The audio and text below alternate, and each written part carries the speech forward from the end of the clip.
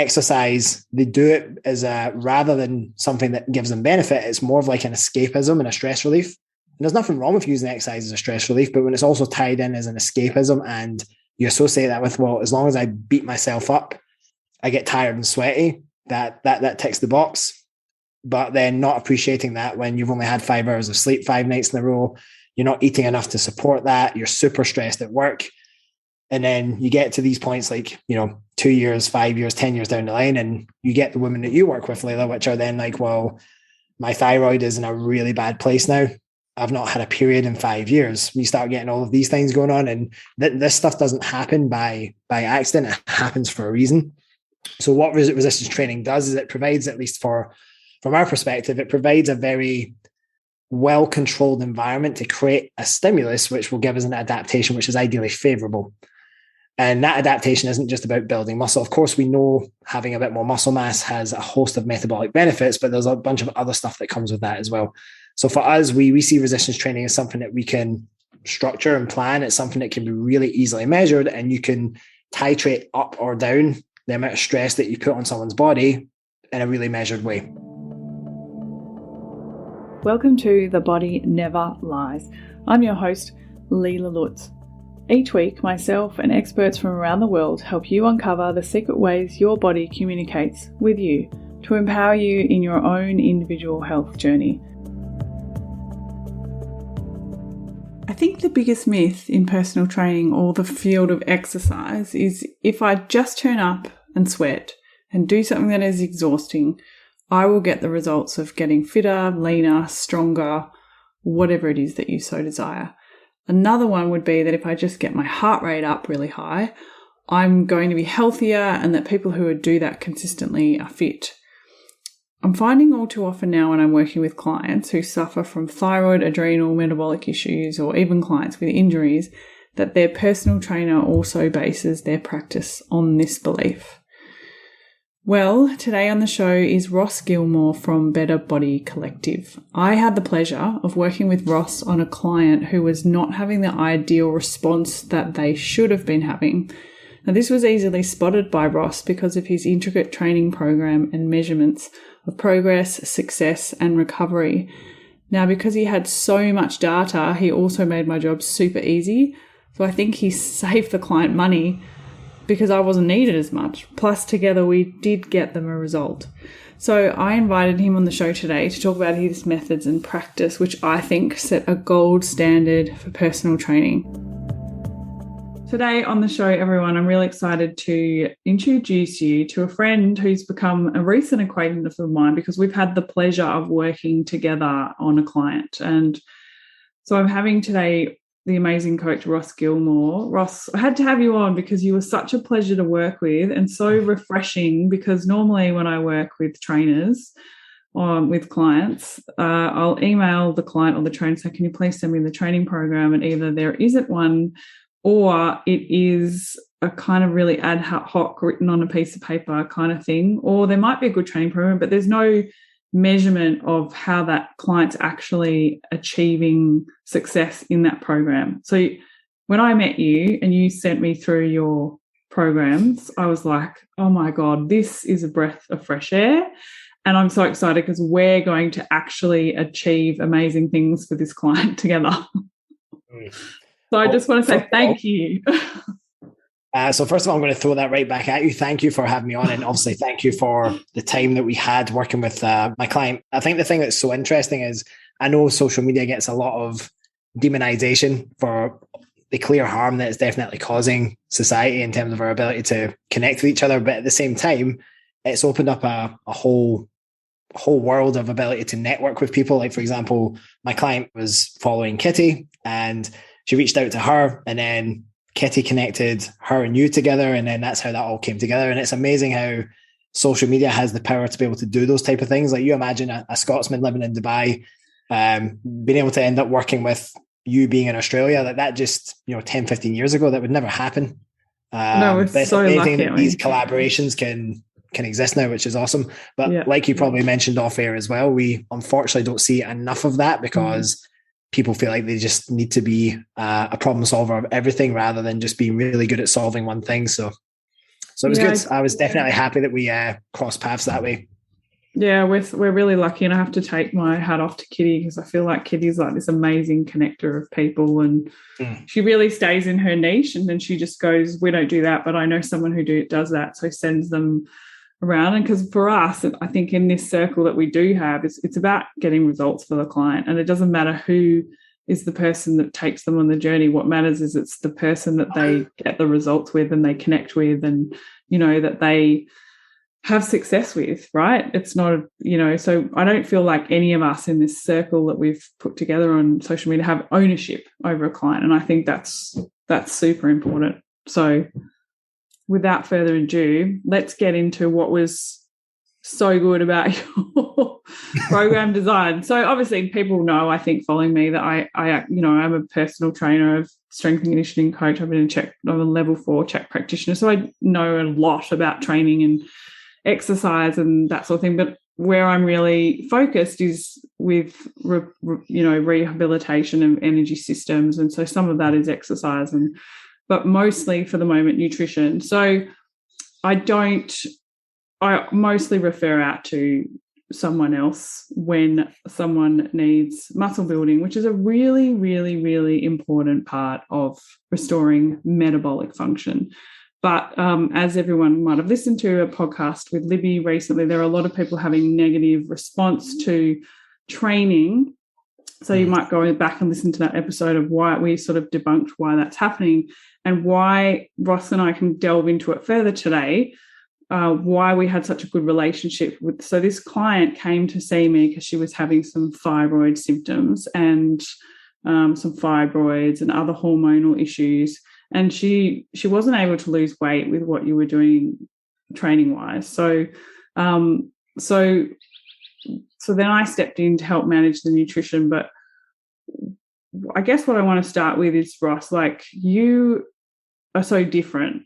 So you are what I would expect of a trainer, 120%, above and beyond what I would expect of a trainer. What do you think is going on in our industry today? Because you do mentor trainers as well, right? Like, you're upskilling trainers and stuff like that. So you would know a lot, like, of where they're coming from and what's going on. What is going on with the industry at the moment? What is it that people expect when they go to get a personal trainer? I think that's an incredibly heavy loaded question to start with, isn't it? I don't think I have all the answers. I think one of the things that I personally have seen is that we're in an industry, and the way I always like to relate this is because my studies from before I got into the industry were around accounting and finance. And I always draw parallels to, if you look at the profession or the professions, the traditionally classified professions like law and finance and all these engineering, etc. And they cannot stay in a job unless they are doing continued professional development, or CPDs, as most people in the fitness industry are aware of what CPDs are. You would do a CPD course, so you have maybe a governing body. In the UK, it was reps. I don't know if that's still around or not, because I've not been in the UK for 10 years. And you would have this idea that every year you had to accumulate a certain amount of reps points, but no one really in the industry, or very few people, took all that seriously. Whereas if you're a doctor, an engineer, lawyer, you've got no choice. If you don't show that you're doing a certain amount of continued learning and development, or keeping up with the latest research and practices, you don't have a job. So there's a high level of accountability and a constant expectation of raising your expertise. Whereas in the fitness industry, there's no one really regulating that. So unless, and this is what you'll notice, which I always find fascinating, is the trainers and the coaches, whether they're online or in person, who seem to do the best, they're very good at holding themselves accountable to getting that professional development. And if they're struggling to do that, they will seek out mentors, they'll go on courses, they'll spend inordinate amounts of money. I mean, I hate to think about how much money my wife and I have spent on education over the last 10 years to try and develop. So certainly no one was sponsoring or paying that for us. We had to be willing to go and do that ourselves. And so I think probably the high level answer to that is that there's just a massive lack of accountability. And probably the second point that underwrites that is that a lot of people who come into the industry, they like training, they like what fitness has done for them. Maybe they've went through their own transformation and they feel like, well, if I've been through it, I can help someone else. But there's a big difference between applying nutrition and training strategies and methods to yourself and actually being able to coach someone through that. And so people don't treat it as a profession. And that's a big issue. And when you see a trainer who acts like a professional versus, as I like to call it, like a rent-a-friend bean counter, who's just there to take their hourly pay and, train 8-9 clients back to back and then go home and repeat it all over again the next day. It's a completely different, it's so polarizing, the difference when you see someone who really takes what they do seriously and someone who's just in it because they kind of like to train themselves, but they can make a bit of money on the side. So I think that's probably the biggest issue, is the professionalism and the accountability. I think there is an issue too in terms of people doing a lot of courses and doing a lot of upskilling, but they're not actually putting into practice the work that they have learnt, the things they've learnt. And I think that's one of the very good things about the CHEK program is to be a level 4 CHEK practitioner. You have to hand in a lot of casework to the institute to be able to get that certification. So, if you go see a level 4 CHEK practitioner, you kind of know what you're going to get and the level of expertise you're going to have, because they have to prove that they're putting into work the learnings that they've learned, not just getting really academically smart and not practically smart. So there's a lot of that in the industry too. I know Luke Lehman from the Muscle Nerds, who actually they're based out in Australia. They often talk about the idea you have what are called certification sluts, where they just want to say, well, hey, look at all these certifications and courses that I've done from these big names. But like you said, without application, it's pretty much not worth the paper it's written on. So I think there's probably a lot of misinformation about what types of training are good, right? So I'm saying good in air quotes. Right. What type of training is good? I know. Carefully. So, well, because I feel like in the industry there's like this whole division between bodybuilding and functional training and CrossFit, and, everyone's very like, you can only do one thing or the other. Whereas I would actually say that you actually need probably all of them in your training at some point, or a variation, but we need to be specific about that variation. Do you want to talk a little bit about that? Because you've had a bit of a change, right, and been in different phases in your training yourself, and then how you've trained clients, and well, tell me about that. So, I guess the thing that probably got me into the industry years ago was I was much more interested in the sport-specific side of things. So I played rugby when I was back in Scotland, and naturally, when you're a 14-year-old lad who's trying to play first 15 senior rugby, and you're you've got a lot less physicality than the adults you're playing against, the first thing you want to know is, how can I be competitive with all these grown men? So that was the thing that usually, if you play a sport like rugby, it leads you into the gym, because you know that you need to do hypertrophy, but you also need to get stronger. And so you don't really know that much about strength conditioning at that point unless you go to a strength conditioning coach. So all you're really doing is you're following a bodybuilding program, which is pretty non-specific to rugby. And anyone who has ever been in a professional rugby environment, the training is very different from how a bodybuilder would train. However, it's probably the best type of training you can do when you're that age, because ultimately we know that, and even more research is emerging on this now, that it's not that muscle size and strength is directly, it's not like a linear correlation, but there's certainly evidence to show that the cross-sectional area of a muscle has a large impact on the ability to create force. So when you're younger and you've not got that base of muscle tissue, just going in and learning the coordination of how to lift weights and just putting on a bit of muscle, and literally 2 years later, I remember being 16 versus 14, the physicality that my brother and I would bring to the games was a different level to what was before. And they were just like, what the hell's going on? And that was just basic resistance training. So there's so many benefits to it beyond just the aesthetic side of things. And I think I've always retained a certain element of interest in bodybuilding per se, if you want to give it that label, which we would just refer to it as just hypertrophy training. Yeah. If you strip away all the brands and labels, it's just lifting weights for the response of gaining more muscle. Ideally, that's kind of the response. And then from there, I think CrossFit became a bit more appealing, just with it had a bit more of a tie into the rugby side of things. But then I moved to Dubai 10 years ago and stopped playing rugby because it just didn't make sense with I think also I just never got into that scene here. I just kind of got into, I liked CrossFit. I was getting involved in that. So I explored that for a number of years, ended up doing it competitively, went to regionals with the team and went quite far with it. And after the first year of doing regionals, after about 5 years of competing in local competitions, I just decided this is too much. I've had enough of this now. I can't train 4 hours a day, 5-6 days a week. It's just too much to be able to do that and to progress as a coach and actually have time to study and to work and to sleep and recover and everything else. And it was just, I was finding that it was just a lot of stress, which I'm sure we'll cover a bit of that about the different training. And for a lot of the clientele that you and I might come across, certainly for you especially, why, and I always say this to clients, there's nothing wrong with CrossFit, and I did it for a long time. I did it competitively. So I've literally got no vendetta against it. I literally did it. I coached it for a long time alongside doing one-to-one personal training. But there's a reason why, if you go to most decent personal trainers who are trying to improve the health of the general population, they're not having them run through CrossFit WODs during a one-to-one session. And there's a very good reason for that. If you look at the top physique coaches in the world, and that's obviously what my wife and I and our business and our team work on, is body composition. There's a reason that we're not doing CrossFit workouts to get body composition results.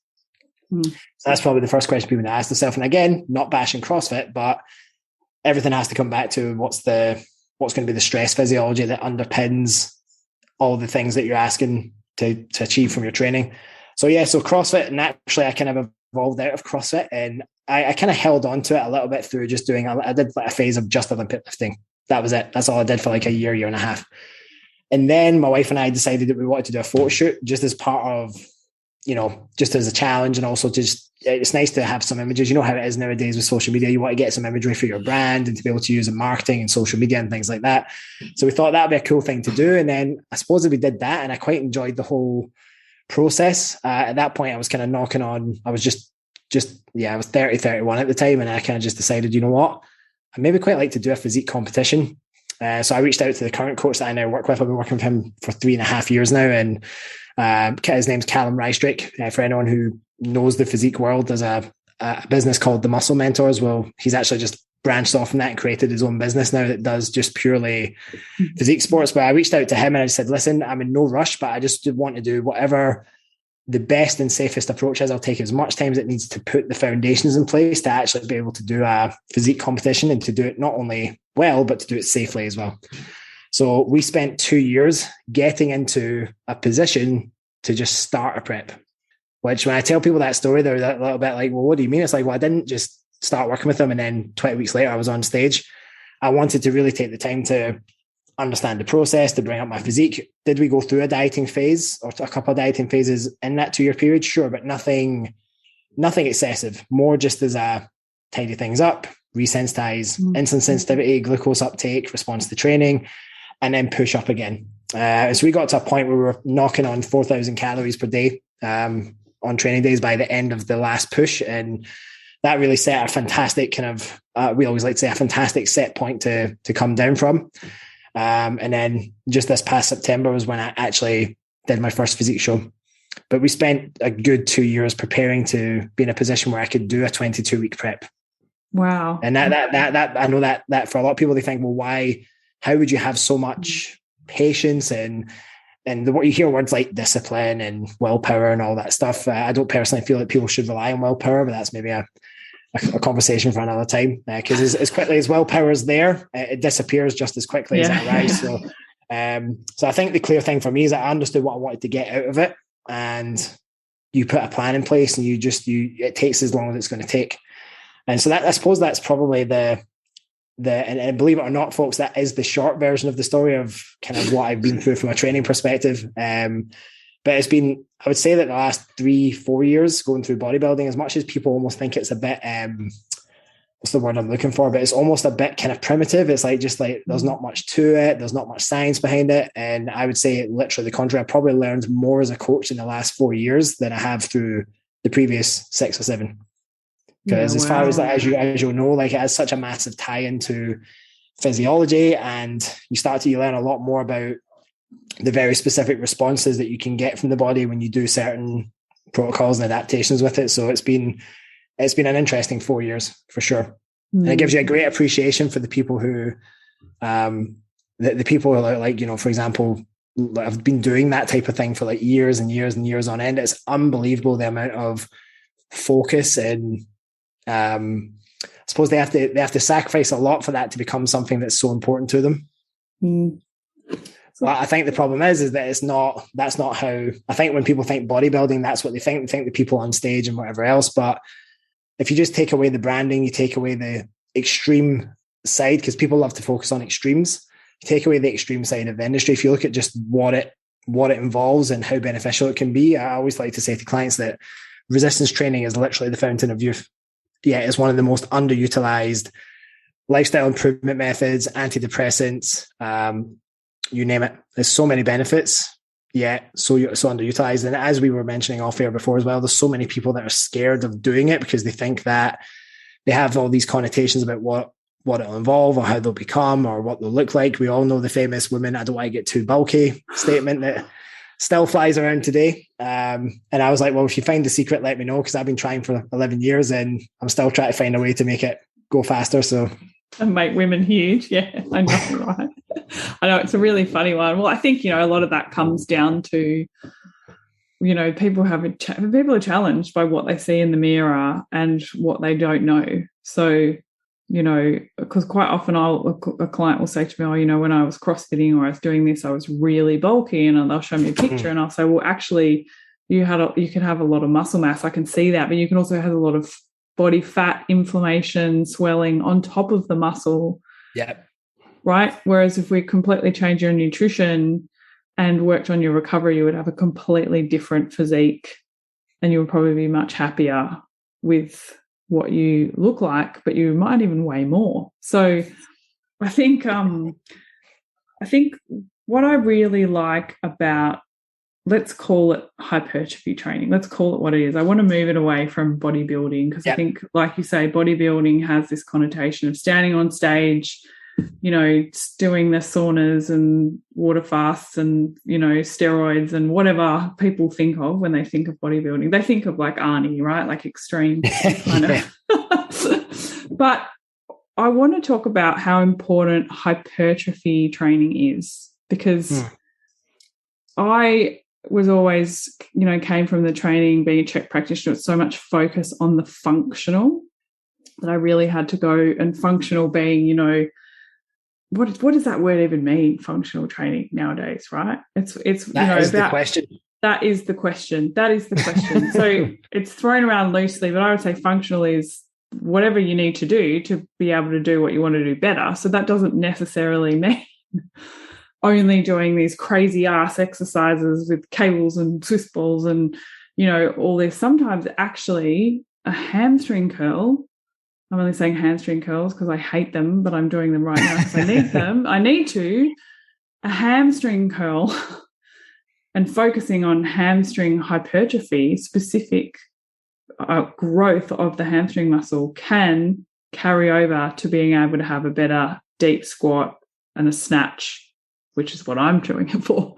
So do you want to talk a little bit about why you think hypertrophy training is so important?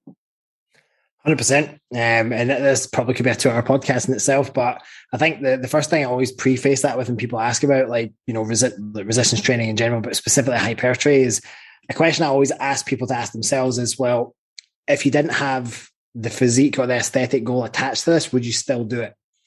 And my answer would be every damn day of the week, or at least not every day, a sensible amount, like 4 or 5 days a week, obviously. But the reason why I would do that is because I don't really do it for, of course, yes, I'm planning to do another show in 2-3 years from now. So it would be erroneous to say that I'm not doing it for any aesthetic point of view. But say if you took all of that off the table, I would still do it because of everything else that comes with it in terms of how I feel from an energy perspective, how it affects my health, how it affects my focus, my productivity, my mental health. It's all of these other benefits that come as a byproduct of doing it. That's the real reason I think the majority of people should be looking at doing it beyond the aesthetic side of things. And I think the problem is the industry's done such a good job. And I know this is Rich coming from a coach who does body composition with clients, but one thing we do with a lot of our clients is get them to think about what are the things you stand to lose by starting this? Because that's a question I feel like people never ask themselves. Like, what are you going to stand to lose by starting something like this? And what are you going to gain? Because there's always trade-offs with everything you do. So if you're going to go to the gym like 3-4 times a week to lift, what do you stand to lose? Well, you stand to lose time. You're obviously going to have to give up time to commit to that endeavor. You're going to have to potentially meet friction with personal relationships and all of those things, because people are going to not understand why you were this person and now you've had to shift your identity and start doing something which is different. that might make them start feeling bad about themselves because they're not brave enough at this moment in time to take action for themselves. And so there's judgment that comes with that. People criticize you and all those things. So that's why I mean by what do you stand to lose? Often you definitely have things you're going to lose by doing something like that.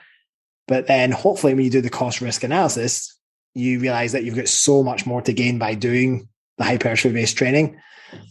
I think for specific to maybe your audience and the people that you work with, the thing that I've seen, because I've had many clients over the years with metabolic disturbances like PCOS, thyroid issues, insulin resistance, all the other stuff in terms of the ovarian side of things, in terms of endometriosis and amenorrhea, hypothalamic amenorrhea, all these type of things. So I think when you bring resistance training in, and many of these women often, like you probably were alluding to earlier, were maybe doing like group fitness classes every single day, maybe sometimes twice a day. They might have been doing F45, they might have been doing CrossFit. And again, I'm not bashing those particular things because anything can be really useful in the right context with the right person, but they're often just essentially, and we've all heard it before, they're doing so much exercise, but they're, as we like to refer to it sometimes, they're kind of eating like birds. They're kind of living off of 800, 1,000, 1,200 calories a day, which again, for the right person in the right context for a very acute period of time, that might be okay to achieve an outcome. But when that's your lifestyle and that then happens 5-6 days a week and then you go and splurge on the weekend,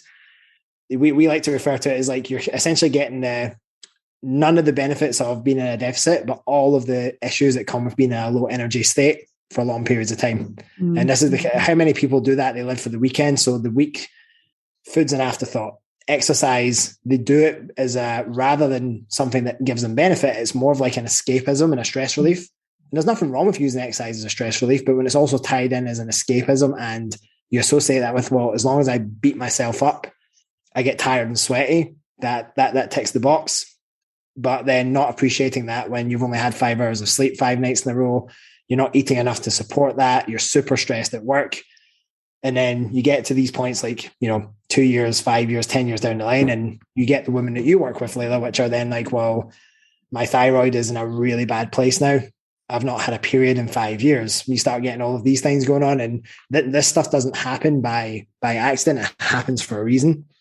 So what resistance training does is it provides, at least from our perspective, it provides a very well-controlled environment to create a stimulus, which will give us an adaptation, which is ideally favorable.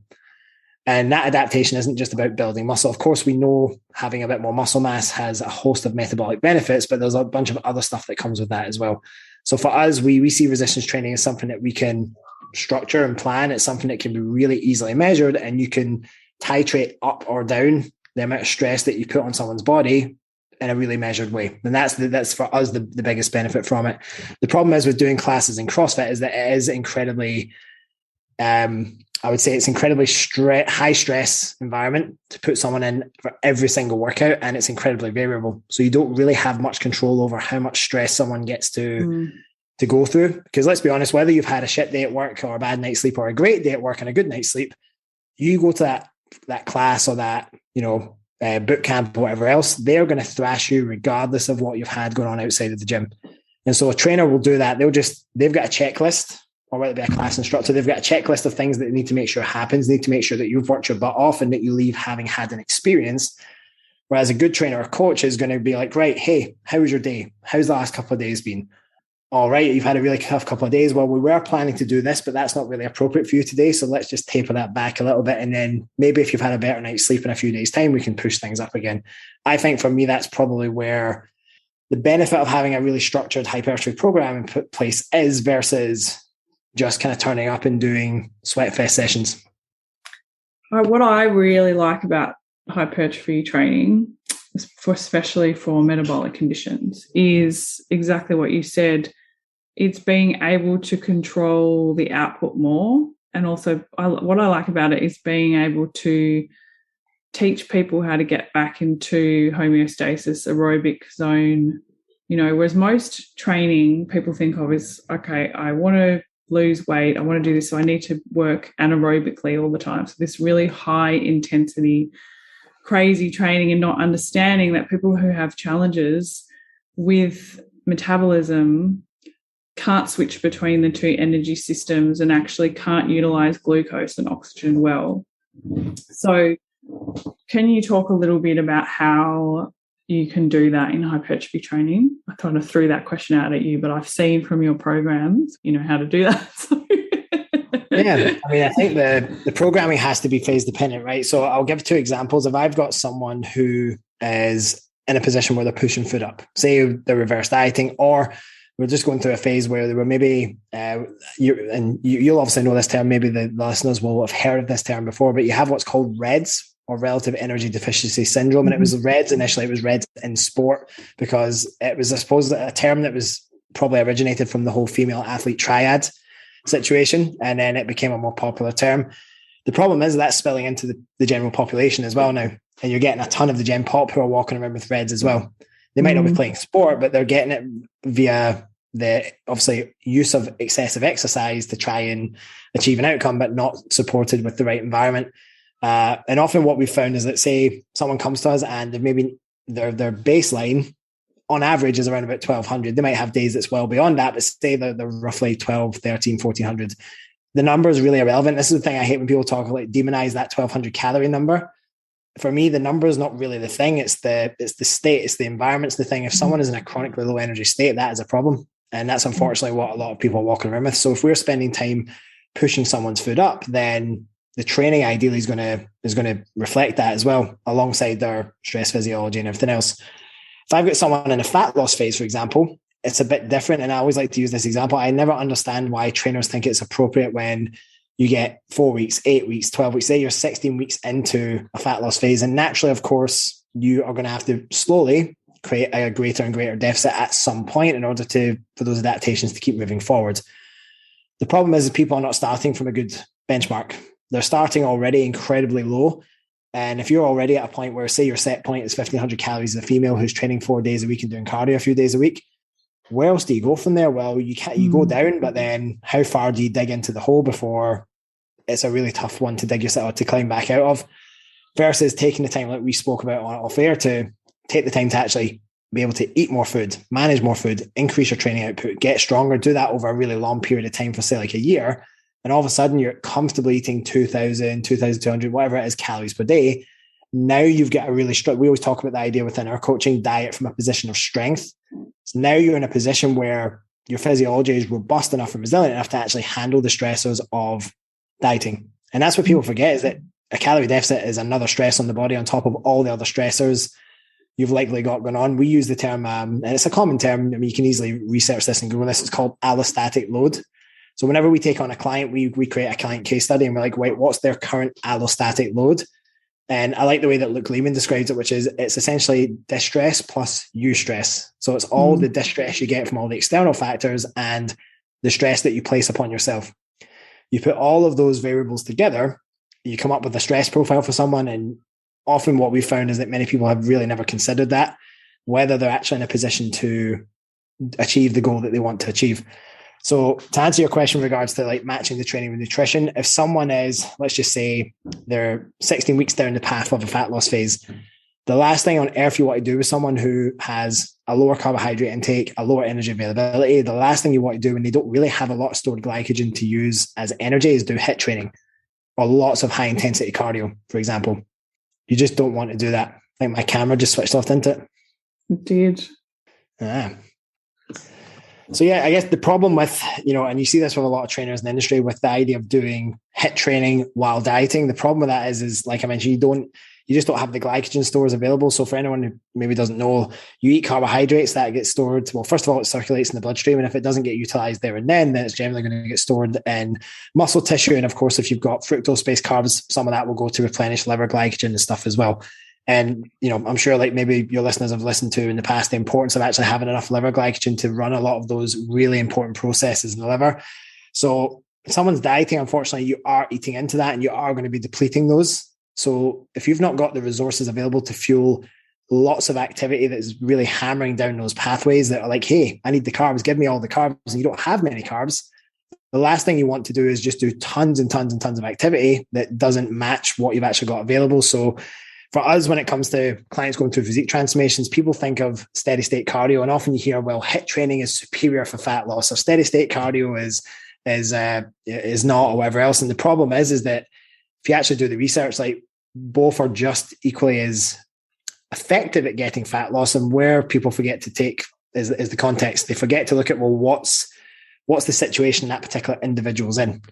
The thing that's great about steady state cardio is twofold. It's like we usually will actually have a baseline of aerobic based energy system work in, even if someone's in a building phase and even if someone's at maintenance, because ultimately, if you think about it, we are aerobic creatures by nature. That's the main energy system that we function and operate off. So if we don't have a strong enough aerobic base, we don't have that mitochondrial density and all of the great stuff that comes with that, then we ultimately are not very good at producing energy. We're not very good at using energy. And we don't really have that capability to create power output, to recover well, and all of those things. So we usually say to clients, like, take the time to build that aerobic base.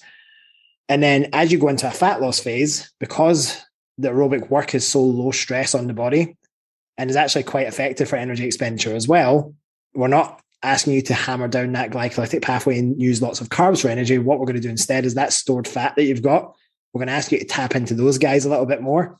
So not only is it lower stress on the body, but it's actually going to then tap into the reserves that you actually have available rather than trying to hammer down a pathway where there's very limited resources. So for us, that's where the aerobic side of things comes in. Now with resistance training, like we mentioned, because it's very, very easy to measure the stress response of that, we can then, as someone gets deeper into a fat loss phase, say they were maybe at maintenance, they were doing a bit more volume, they were really pushing the training hard. The deeper someone gets into losing body fat, especially when you see physique transformations where it's a pretty big change or they've lost a lot of weight, the thing is that you're not going to be able to do as much volume because, again, resistance training is a very glycolytic activity. It requires mostly glucose to fuel that activity. So the deeper someone goes, we usually will pull volume down, but we'll keep intensity very high, because that way we're not trying to ask of the body more than what it's capable of giving, but it's still, signaling those metabolic pathways and those anabolic pathways that we need, like mTOR, etc., for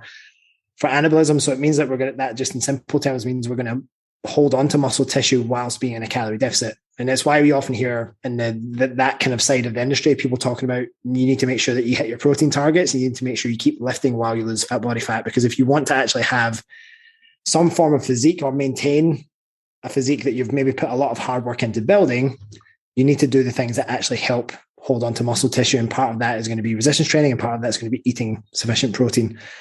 So resistance training is very metabolically protective, and it's also very muscle protective. And so when anyone's trying to lose body fat or improve their health, it's kind of like it's always say it's like a win-win. It's both great for your metabolic health, but it's also incredibly good for the type of, if your goal is, and I'm not saying that, I think it's wrong to assume that everyone's goal is aesthetic in nature, because it's certainly not, and certainly it wasn't mine for a long time. So, but you have that win-win.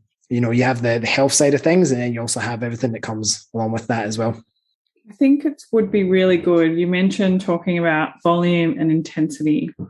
And I see this is displayed really well in your program. It was really easy for me to work this out, what you had programmed for this client that we worked on together.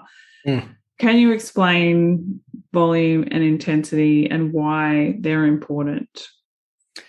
So apparently nowadays you can't just define volume as the total tonnage lifted. And that's kind of true, because, you can have a certain amount of volume on paper, but depending on the type of stimulus that you get from your training session, one volume compared to another volume with a different stimulus might not be comparable. But assuming we're keeping the stimulus purely based around a very traditional hypertrophy model, we talk about volume, it's generally going to be the amount of tonnage you lift across a session. So whether you look at that per exercise, or you look at that across a session, or you look at that across a week or a month, whatever time frame you want to use.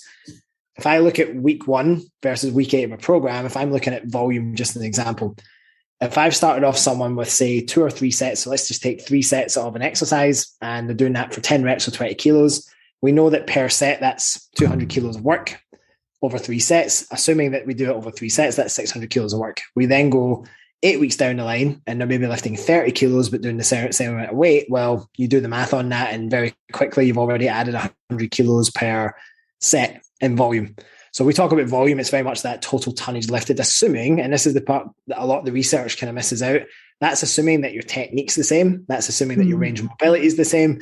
And that often just gets almost kind of just overlooked, but you often see people that really, when they try to push weight too quickly when it comes to progressing the lifts, technique and range and all these things can change. And for those that kind of have delved into exercise mechanics and biomechanics and they understand the whole physics and moment arm stuff, you can very quickly see where like a logbook might look on paper like you've progressed it, but it doesn't always necessarily mean that there's actually been exact tangible progress. But that's a whole side tangent. So volumes, that intensity refers to, if you think of it this way, and it works for both cardio and for resistance training. If you think of resistance training, the simplest example anyone could use is you have a squat. You put a bar on your back. What's the maximum weight you can lift? Say you can lift 100 kilos for 1 rep, and that's all you can do. That's literally all you've got. That's your 1 rep max. Your intensity would be described across just a general training program as being the percentage of that 1 rep maximum that you can lift in any given exercise. So we'd refer to a high intensity training plan. Lifting weights would be somewhere where you're 80% or above. And so you'll see a lot of strength athletes like powerlifters, Olympic lifters, etc., lift many, many sets for low reps at those very high intensities.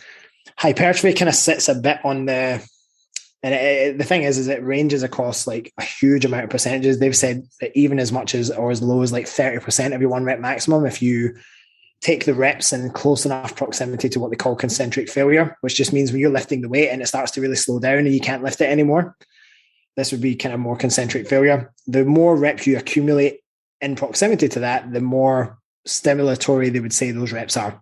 So they kind of have this idea of if you're always in, and this is, you've probably seen this, Layla, within the industry, there's always like battles going on between is like RIR, like reps and reserve, a good training model, or should you always go to failure? And I would always say, well, it just depends. I use both models with clients depending on where they're at and periodize it in different ways. The problem is with a lot of people who leave reps and reserve is, especially if they're newbies to training and they're not very good at knowing what that looks like, they think they're leaving 2 reps in reserve and they're often leaving 5 or 6. And the problem is that if you've got 5 or 6 in the tank, it's those last 5 or 6 reps which are where you're getting the most return in terms of stimulus. So that whole side tangent was just to explain that you need to actually be training hard enough and close enough to your maximum effort in order to actually get a proper response. Now, as far as intensity for resistance training goes, what you'll see most people do is they'll kind of train in the 8 to 15 rep range, somewhere in there. It might be 8 to 12, it might be 10 to 15, but the numbers don't really matter all that much. The percentage there will usually border somewhere between 40 and 70% of what you could do for 1 rep for that particular movement. And that's where I would say the majority of hypertrophy training kind of resides, in that sort of percentage range.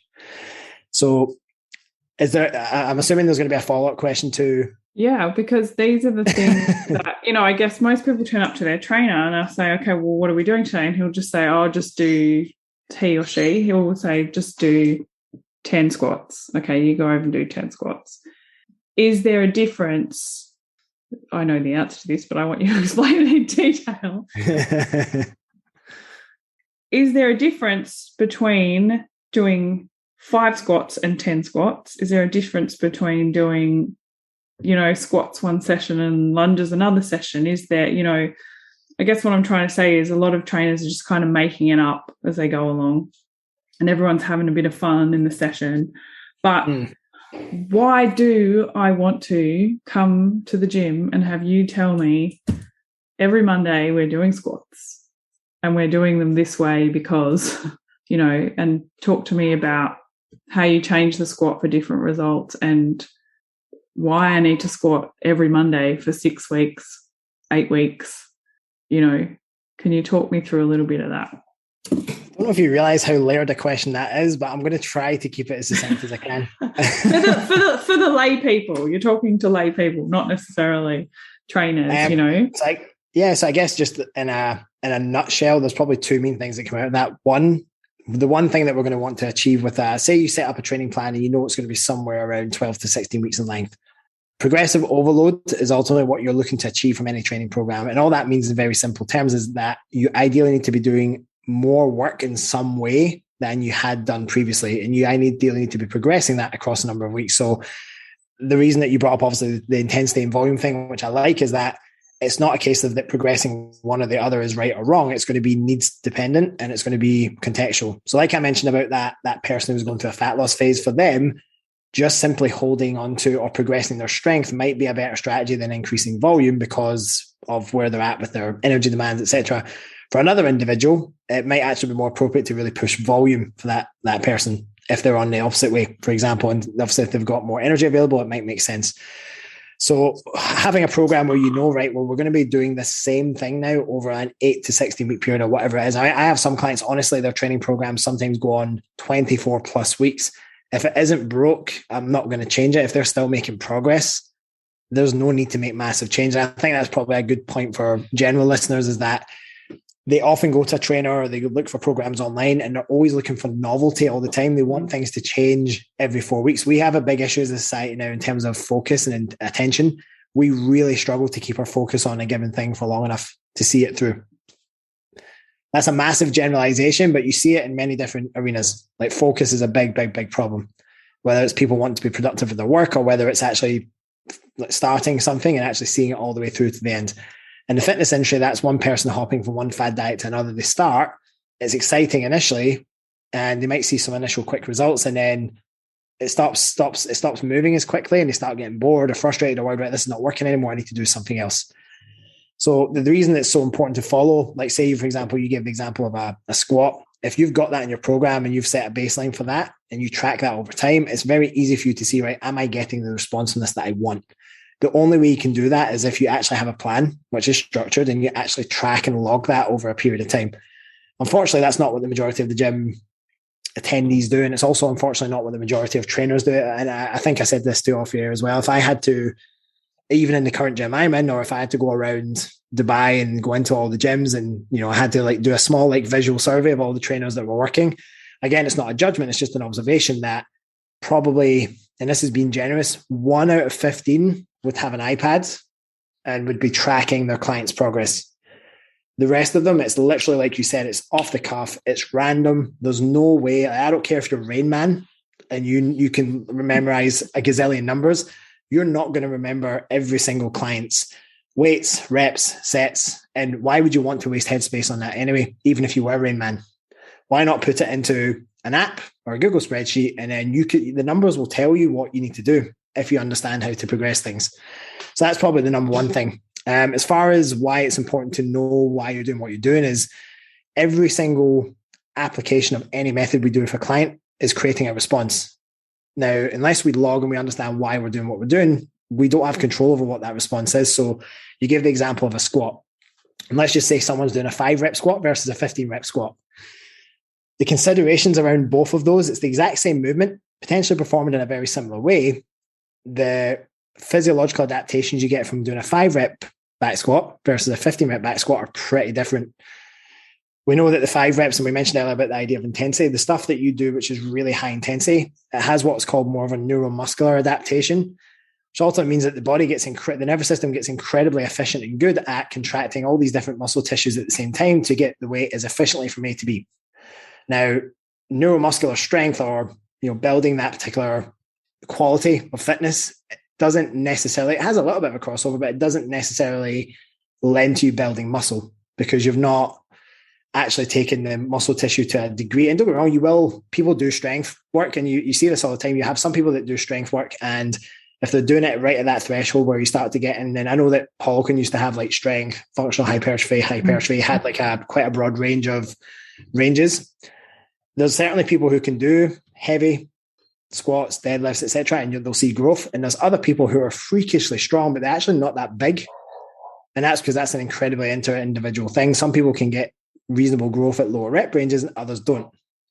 I'm one of those people that don't. I do the lower rep work, I can get really strong, but the muscle size doesn't really change all that much. Mm-hmm. So if I'm wanting someone to build muscle from doing, say, a compound movement, someone can do 5 reps. And I would need to do enough sets of that to see a hypertrophy response, because there would need to be enough volume to trigger that.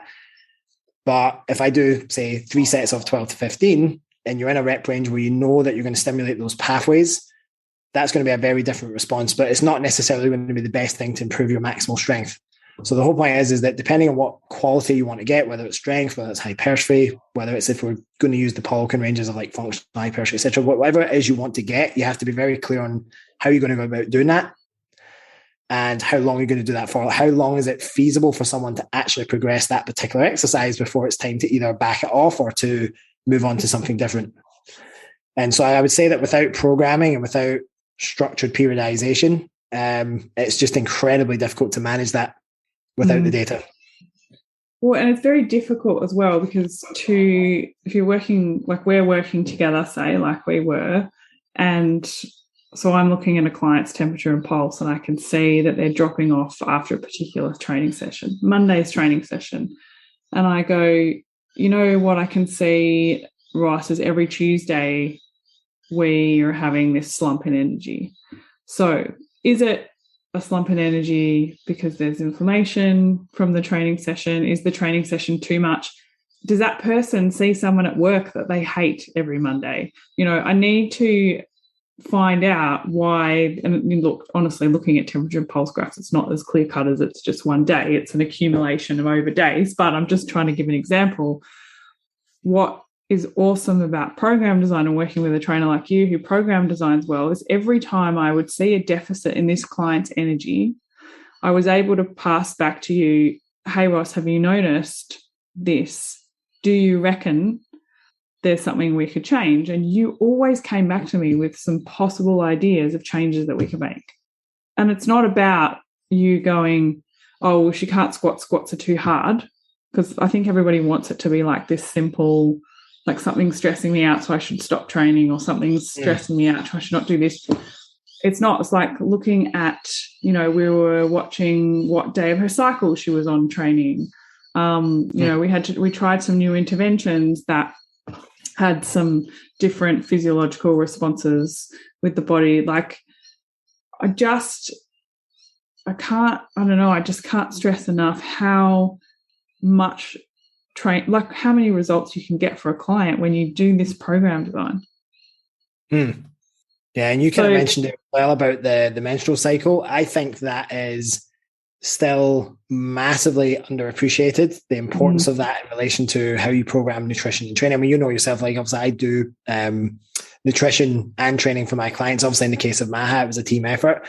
But if I were, let's say, if I had one person I'm on and I was looking over all those things, there's no way that I can possibly make decisions about training unless I have the data around like what's your current nutrition looking like and where are you at in your menstrual cycle as a female. Because I certainly know that from looking at many of my female clients, and I work with, we spoke about this off air, I probably have, I would say 80% of my clientele are females. So I'm spending a lot of time looking at menstrual cycle data and temperatures and all these things, all this data that relates to, right, well, you're this particular week of your cycle. Let's say, for example, I know for a lot of my female clients, they get to about 4 or 5 days out from menstruating. So they're in the last 5 days of the late luteal phase, and they start getting a hankering for more food. And we obviously know that for many women, and it's not clear cut, it's not a case of their BMR does raise by this much. It's like, no, it can raise between anywhere from 0 to 300 calories of an increase in daily needs.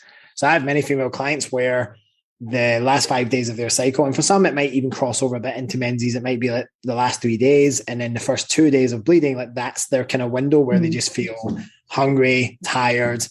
They've just not got the ability to push intensity high. And so where that relates to like many female clients, I know that when they're in that phase, that's either a great week to do a bit more cardiovascular or higher reps, lower weight type stuff. They need to pull the intensity off because they can't handle that systemic fatigue.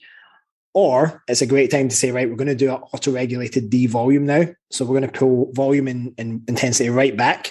You're just going to go in and you're going to get good blood flow, good metabolic work, but we're not going to push the system because it's just not in a place to do that. And like you said, if you don't track all that stuff alongside the training, then you can essentially be doing a lot more harm than good. And honestly, it astonishes me. There's a lot of male coaches in the industry that the term gets referred to as cycle syncing. Like you don't need to cycle sync.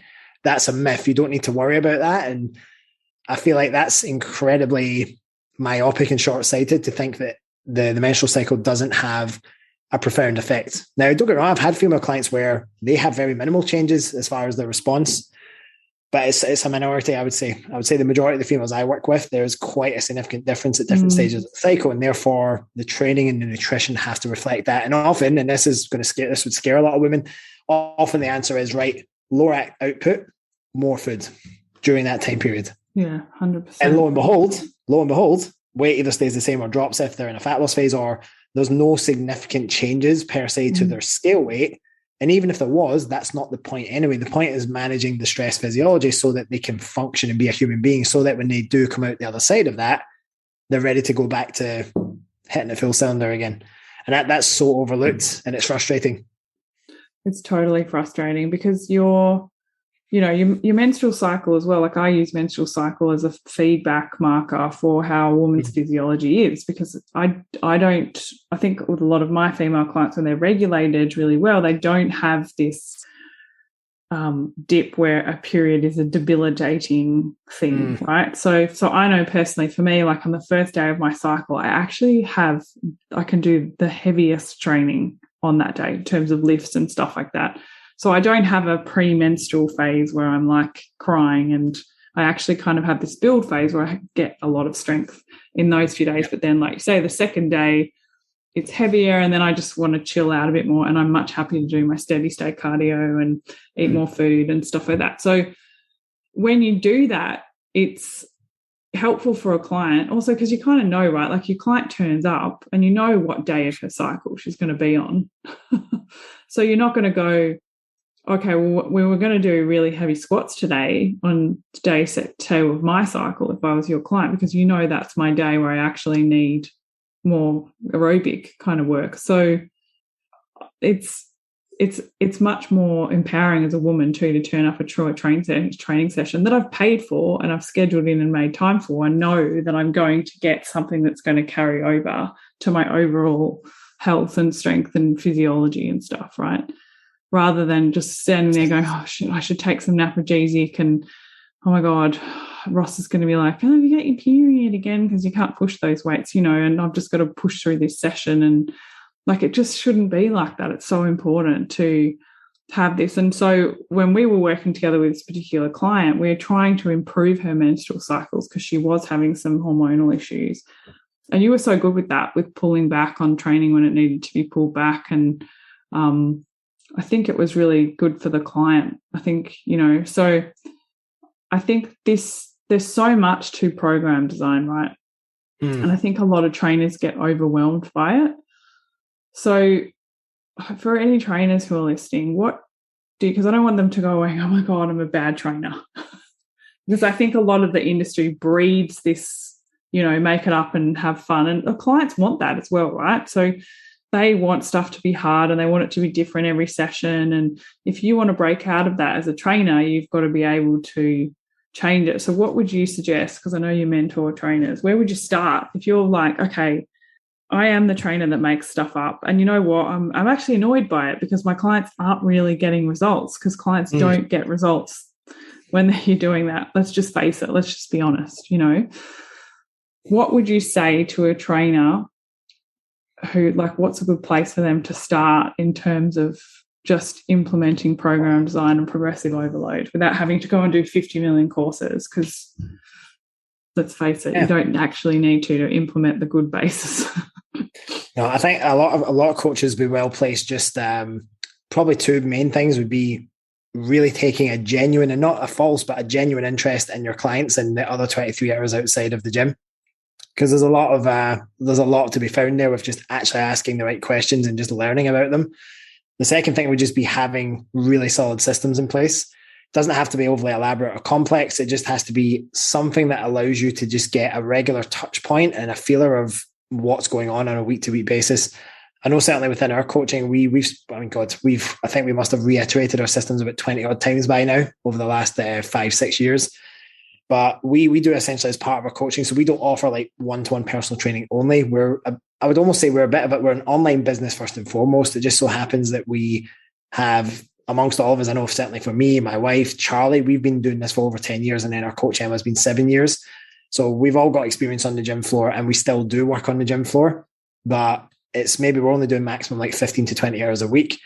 Now, even for those clients, we do a weekly check-in with those guys. So every single one of the clients we work with, whether in person or online, we've got them to fill out the tracker. We have like everything set up on Google Sheets and everything else. We are actually about to move over to an app, which is a bit scary because we've been using a certain system for a long time, and now we're transitioning that over to an app.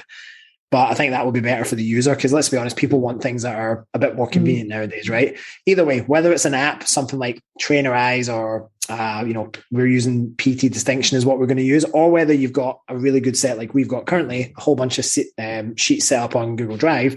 You just need enough information and a place where a client can be accountable to you for the other 23 hours of their day and the other days of the week so that when they turn up to a training session, you've already reviewed all their data for the previous week. You kind of know where that client is at that point in time. And the easiest question that gets overlooked in a training session is, how are you today? It's probably the most loaded question you can ask anyone, but it should be the first question you ask anyone. How are you? What's happened today? Is there anything that's, what's been going on over the last couple of days? And usually if you just ask how someone is, they will tell you pretty quickly, like what that day's looked like, what the previous days looked like. I usually find that within one or two questions, I can have a pretty good idea of, right, I know how I'm going to train this person today. Because I've seen their check-in and I've got more context on the things that I didn't know about between when I did their check-in and that training session. So I think for coaches, the big thing would just be start really simple, really basic systems in place so that you can check in with your clients often, get a really good overview and oversight of all the things that are going on outside of the gym. And that will then essentially guide it. It gets to a point where that literally guides your decisions in the gym because you've got the structure there and all you need to do. And it's part of the skill and experience of it, doing it over time, is you just get really good at taking, here's all this stuff. Here's what the person looks like in front of me right now. Here's the right course of action for today. And then you're going to have to anyway explore that throughout the session. Someone might come in and, they seem okay. And then you get halfway through and things maybe don't go to plan, or they start feeling a bit shitty or whatever else. So I think the biggest thing is you put yourself in a much more favorable position if you have the systems and the structure in place and if you actually care. So I'm hearing you say, like, if a client turns up for the session and you know that they're not in a good place, what do you do when that happens in terms of training? Because you're not going off the program, you're not letting them lie down on the floor. Right, let's be clear about that. And then what do you do if they keep turning up and saying that? Well, then, you just, the big thing was, let's start with the first question is what happens on the day. So for me, I know if someone turns up and let's just say we know that, I'll just use Maha as an example, the client I had as an example. So it might be that they come into the gym that day and the energy's not there, the fatigue's there, and we're just about to go and we've got like 3 sets of deadlifts planned at the start. First thing I'll do is, well, listen, let's not make any judgment calls now, because it's like sometimes someone might come in and they might feel a bit so because of the day they've had, and then they kind of get into the warp and stuff and they start actually, things kind of ramp up a little bit. So you kind of get them through the warm-up sets. It might take a bit more time just to get them into the groove of things. And then I'll usually have a look at, right, well, let's get into this first working set. And I won't preempt anything. I'll say, let's have a look at this first working set. And I will know very quickly, once we've kind of challenged them with a little bit of intensity on the first exercise of the day, I will see very quickly, like say deadlifts is a great example, because assuming someone's locked that skill in, like she has, I can see based on things like the bar speed, positioning, all those things, like I can see how well is this exercise being performed to what it had been done previously. I can know very, very quickly, right, today's not the day to push this. Because I know based on the log before, well, you were able to manage 8 comfortable reps on this last week and we've got to 5 and that bar is moving slow. That's not how this should be. So you kind of know based on previous sessions. And then what I might do is after that's done was like, hey, see, for the next set, we're just going to either leave 2 in the tank or we're going to pull a little bit of weight off and let's just focus a bit more on good reps, good technique, just technical reps, collect some volume, move on to the next exercise. And then from that point, I'll already know that, right, for the rest of the exercises throughout the session, X, Y, or Z might need to be tapered either slightly down or consolidated. That's usually how I'll deal with it on the day. In terms of if someone comes up and repeatedly over and over and over again, and they're just like tired, fatigued, etc., at that stage, I'll just say, listen, we're not going to push your intensity or your volume any more than it currently is. We need to address the stuff outside of the gym first. And so I usually then I'll spend a bit of time digging into like what's going on, like what's holding you back, and then in their check-in that week or the following week, or even I do a fairly decent job of touching base with my clients throughout the week as well. I'll just kind of find out, hey, like when we had your session on Tuesday, this might be a Thursday, for example. Hey, how are you feeling since the last session? Have things got any better? And it might be that like I'm not sleeping, I'm stressed about a deadline at work. I'm not eating enough. I've got digestive issues at the moment. I've got a flu. There could be a number of reasons. The main thing is just to make sure you're consistently checking in with them until they kind of give you enough signs that there's a green light that you can start kicking on again. But what I certainly wouldn't do is I wouldn't just then ignore what they just told me. There's clear signs that the body's not in a good place. I wouldn't then just like push them for the sake of pushing them just because I feel like, well, it's week 6 now and we should be here and we need to push on. It's not about that. It's just about doing what's relevant for that person at that given moment in time. Mm. And so you've got quite a lot in your toolbox because you've had a lot of experience and you do nutrition and stuff like that. When and how do you refer out? Well, the first things first, if someone comes to me and they're like, I've got X, Y, and Z going on, and the whole reason we started working together is because I said, well, like they already told me I've had issues with thyroid in the past, I've had issues with potential insulin resistance, whatever else. First thing I say to any client is I'm not a clinical nutritionist, so these are outside of my scope of expertise. I make that very clear from the start. What I can do is I can work with you for a period of time on improving your training, improving your nutrition. We'll see how that responds. And that was literally what made us reach out to you. We took her through like a good 6 months of bringing her food up, getting her into a good place, reducing stress, doing all the stuff that we like to refer to it as prepping the prep, like going through that priming phase. And then we then dieted for like about I think it was a 4 or 5 month period and nothing was budging. And so at that point, I'm like, well, you know, if we're doing, and I kind of made sure that her adherence was very, very high. So it was like, well, I know that the plan has been stuck to, I know that things have been followed through, but something's not quite right. So at that point, I was like, well, we need to look under the hood, but I'm not the person to do that because I'm not an endocrinologist. I'm not someone who can go in and like review blood work to the level that's required to then make a decision on whether there's medication that's needed or whether there's hormone replacement that's needed. So that's when we got to the point where we had a look at who we could potentially reach out to, work with. And so usually for me is I'm very quick to see, right, is this a problem that I can help with? And if it's not, if I've not got if it's out with my scope or I don't have the knowledge, straight away, it's not even a question. It's like, right, who can we find or who within my network has the knowledge to deal with this? It's kind of like the same with if someone has like a niggle or a pain. I mean, I had a little bit of time doing post-rehab stuff, post-operative rehab. So I can take a stab at helping alleviate some maybe pains and niggles. But if I have a little look and it seems like, right, this is not something that can be addressed through correcting biomechanics, through a little bit of soft tissue work or through muscular work, once it starts getting towards neurological stuff and, you know, osteo-related stuff, i.e. when it starts coming to the joints and the bones, that's beyond my scope. So then I need to refer it to a chiro or a physio or whatever else. So it's the way I looked at it, it's the exact same thing. If I've got the tools in the toolbox to help provide a solution, I'll explore it. And if it seems like this is not something that can be solved by X, then straight away it's a referral out. I think it's an interesting one, hey, because you seem really comfortable to do that.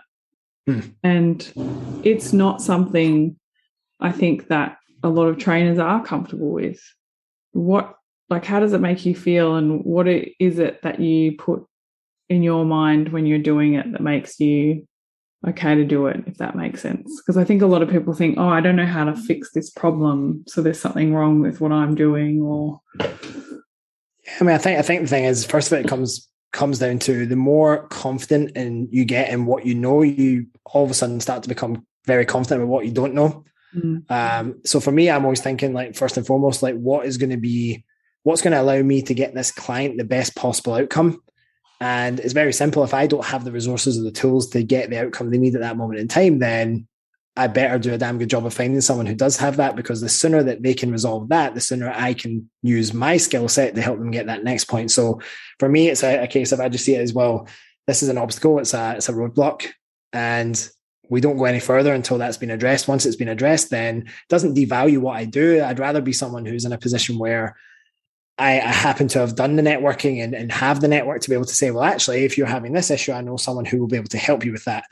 And in my eyes, it's funny, I always find it very interesting, trainers who feel like they have to be, well, I have to know all the answers, or, well, if I refer out, that's going to make me look bad. It's literally the opposite in my experience. In my experience, if you're able to refer clients like effectively, efficiently, and quickly, they respect you far more for it, because they're like, oh, well, you're not just trying to, you know, I don't know what it is. Maybe it's an ego thing. Maybe it's like they need all the glory to themselves or whatever else. But for me, it's like, hell no, like, I'd rather get a solution as soon as damn possible, because that's kind of what you're paying me for. Now, you're not paying me for that particular thing, but you are paying me to guide you in the best possible way. And if part of that guidance is having a collaborative effort with other people, so be it. And let's be honest, at the end of the day, training is a stressful thing on the body. And regardless of how great your technique and your training approach is, everyone at some stage has pains and niggles.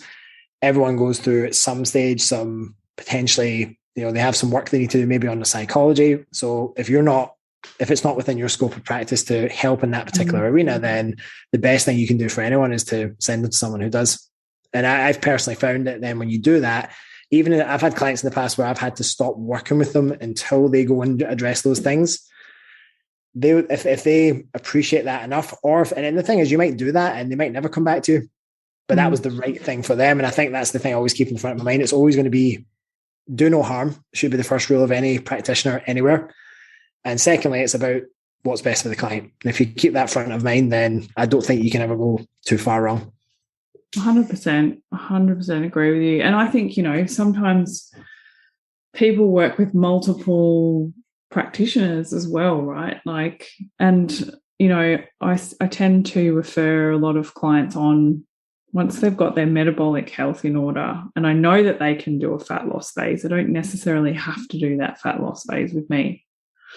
And depending on what they want to do, they might be an athlete, they might be a housewife, they might be, depending on the context of what they want to achieve that goal in, is going to depend on who I'm going to refer them to, because, I rely on, even for myself at the moment, going through a body composition change, I like to seek help and get coaching for that myself. So, because it's quite funny really, because I've always been athletic, but I've never had to lose this much weight before. So I want to train at quite a high level. I want to do quite complex things and have quite a lot of output, but still protect my metabolism. And so I rely on a lot of coaching from Libby Westcombe.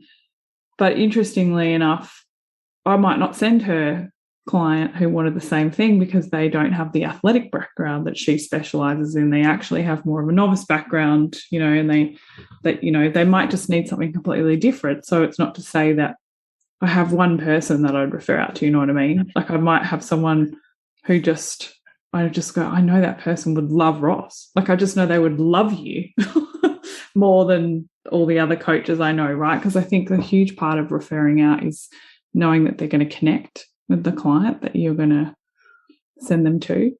And interestingly enough too, I think people come back as well. I think what I've noticed is when you ask for help and you're like, it's really about solving a problem for the client. That's what it's really about. They actually trust you more and they come back to you for more. It's because it's that's been my experience as well. Yeah, it's not about your ego. It's just I said I had a problem and you really wanted to solve it for me, and I feel seen, I feel heard, I feel acknowledged. I'm going to come back to you. So, I think it's a really interesting one, referring out. I think this whole thing as well that's been really good is the way we were able to collaborate, because I think what was easy about that, and tell me from your side if you were wrong, because I really want to encourage this in the industry more. Yeah. This collaboration. I was like, you take data and I take data. And so I feel like it was really easy to just share that with each other. From my perspective, I was able to look at it and go, yeah, like I was talking about before, okay, let me just check your training load that week. No, that looks fine to me. Okay, then I was able to ask the client, okay, did you have any emotional stress? Okay, let's check the food log. So it's all there. So I didn't even have to talk to you that much in the process. We did touch base regularly here and there with a couple of text messages, whatnot, WhatsApp. But it's pretty easy to just see it all there. And we just we just use Google Drive. We just share a folder in Google Drive with a spreadsheet, and it's actually quite simple. So yeah, I think that was really nice as well, really. And the client could see it all as well, because she had total visibility. It's her training program, she owns it. It's her nutrition program, she owns it. It's not a secret file that she can't have a look at. And then the way that it was visible is that we were both able to actually look at it, because Google Drive is awesome for that. We can all look at it all at the same time and see what's going on and all at the same time. Yeah, and it was easy when she turned up to training sessions as well. Like even without looking at the sheets, I could turn and say, "Well, how did your call with Layla go? What were the key takeaways?" And then we could have a back and forward about what might be appropriate for that week, given the conversation that you guys might have had. And then she could also refer me, "Well, we covered this, and if you go to this week's like temp readings, for example, you'll see what I mean." So then it was super easy for me to, when I'm sitting there reviewing data that week, I could literally just go in and boom, there's the temps right there, easy to look at. And then, like you say, because I've taken enough time to kind of educate myself on what I'm looking for with temperature readings, and if I've got certain clients who are doing stuff like blood glucose or blood pressure, or whatever else, I kind of know, like, right, what am I looking for from this? And it's like, okay, great, sweet. It's great that system's in place, because this gives me really, really important data that I can work with. And like you said, because no one was it wasn't some form of secret like system or knowledge or whatever else, it was just easy for everyone involved to kind of just communicate. And I think that's probably a massive takeaway point in any relationship, whether it be a coaching, personal, business relationship. Communication is everything. Once you lose that, the relationship breaks down. Well, yeah, like communication is key, right? But also, like, I would never think that you would be stealing my stuff, because I'm like, I know that you're so busy doing what you're doing that you wouldn't have time to do what I'm doing. So it's such an interesting thing, right, when people get funny about not sharing their stuff. But so on that point though, like, it's funny. I remember like, even the current coach I work with, he so it was hilarious. We had a guy who was a coach in our team, and he's not with us anymore. He's doing his own thing as a different brand, it's a different concept altogether. He started working with the same coach that I work with, and he got his welcome pack through, and he took a screenshot of his welcome pack and was like, "Hey, this looks quite familiar." And essentially what it was is I had my own training logs and sheets that I was using to log my training sessions. So my coach essentially took this training log and it became part of their sheets. Now, he hadn't said a word to me at that point. And also, I brought it up to him. I was like, "I don't mind. I just wish you would have asked." And that's the key thing. It's like, at the end of the day, you say, for example, you've put together those temperature sheets, or whatever else. If there was anything that I thought, listen, I don't have that as part of my setup at the moment, all it would take for me, and it's just a nice gesture to do, is all it would take for me to say is, "Hey, I really like what you've done there. Would you mind if I adapt something off of that?" And you would just probably, if I asked, you'd probably be like, "Sure." And so I've had, since then, he's asked more things if we made changes to sheets. "Oh, I quite like that. Can we adapt that for our stuff?" But it's amazing how, like you said, people either don't want to give credit or they don't want to share. And I just think if we can just be honest with each other, and because it's not really about the sheet, it's not about the chart, it's about what you do with the data at the end of the day. So I don't see why we can't just all share and encourage each other to level up, have better knowledge, better systems.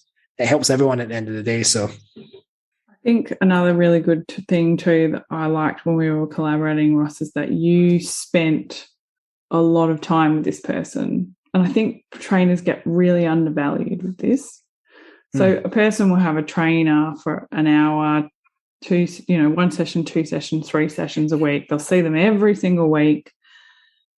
That trainer becomes like a psychologist, basically, or real confidant. But even if they're not divulging a lot, I think if you're a good coach, not just a trainer, but a good coach, you really get an insight into how that person thinks and how they work.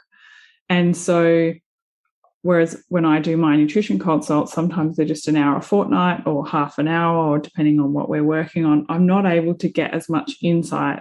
Whereas you had a really good relationship with this person, and because you have this holistic view, and I'd be going, the data's showing me some stress, you were able to feed back to me what the potential stress could be. Because sometimes it's not actually about me changing the food or you changing the training. It's about the environment, right? Yeah, I always like what Chris Kresser used to say was, genetics load the gun and environment pulls the trigger. And it's very much the case. Like, sometimes you can control the environment and sometimes you can't. I think the thing is that I remember hearing about I can't remember who it was. It was someone that I got mentoring from at some point. I think it was biomechanics. And this is completely not related to biomechanics, but I just really remember this, things that just stick with you when you hear them is, if you think about a physiotherapist, they might see a client for half an hour and they've got like a full stack of clients they've got to see throughout that day. there's only so much change they can affect in that half hour once every 2, 3, 4 weeks. But you as a trainer, like you're seeing them, like you said, 2 hours, 3 hours every single week. You have such a huge amount of touch points with that individual. And I kind of see it as it's a massive responsibility because someone's investing so much of the time, effort, money into you. If you're doing your job right, you can't not build a really strong interpersonal relationship with that person because they are, they're really putting a lot of stock in you to help them. And like you said, I mean, I do think that you shouldn't end up becoming too much of a psychologist to your clients. I do think you need to be empathic and you do need to listen. I also think you need to set boundaries as well with how far that goes in either direction. But I always remember the thing he said was just that the amount of impact that we have the ability to make on a client is huge. And it's so underutilized because, like you said, a lot of trainers maybe don't want to treat every session as an opportunity to make a massive impact. And that's certainly how I looked at it. Every time I walk onto the gym floor, I kind of see it as every session is a performance. And I'm no one else is. I'm not really caring about what anyone else is looking, but I'm like almost if I think of I've got 4 of my own sets of eyes looking down on me and I'm looking at, right, is this the best effort you can possibly give right now to make sure that client got the most value out of that hour?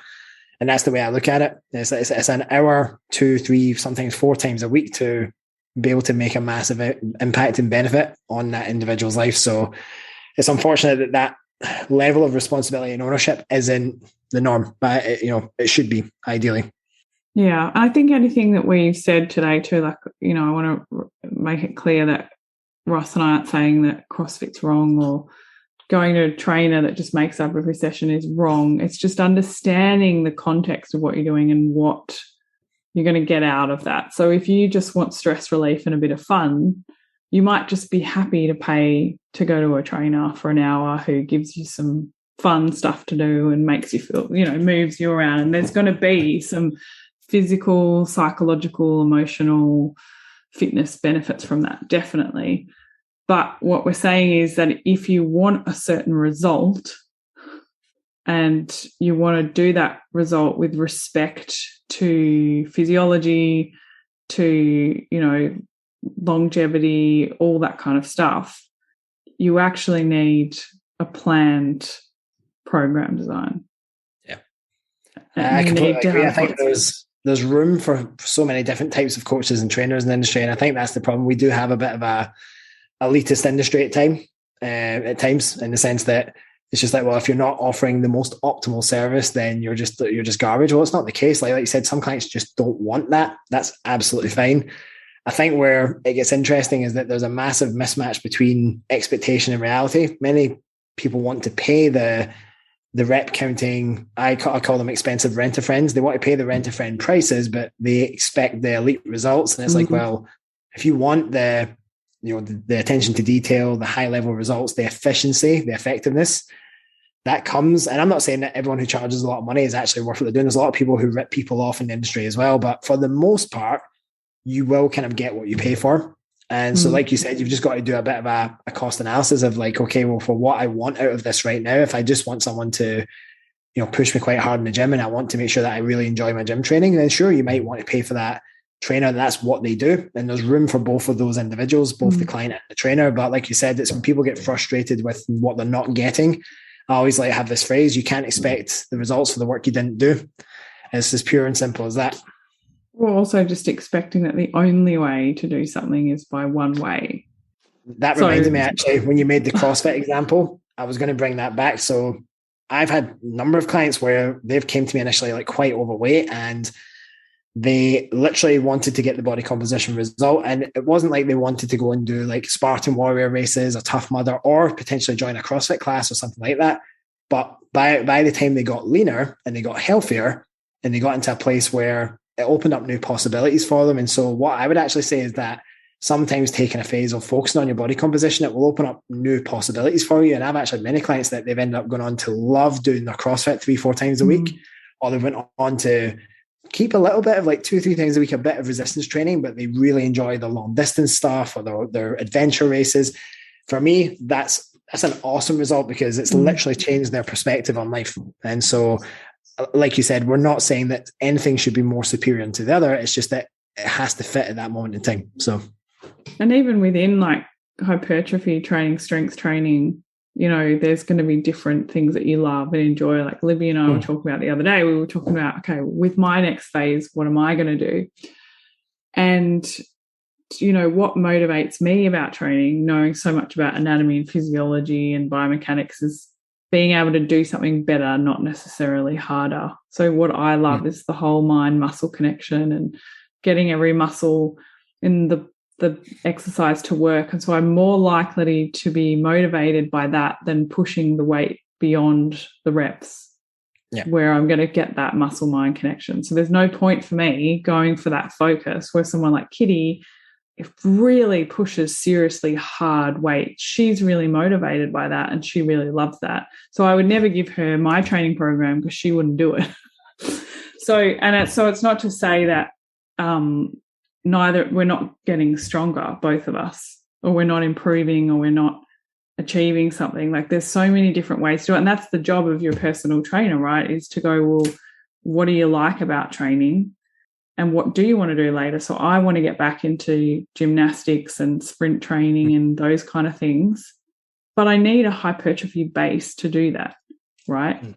And maybe that's a good thing, I guess, to talk about. Like, hypertrophy is really good for metabolic function. But what kind of things can hypertrophy lead to?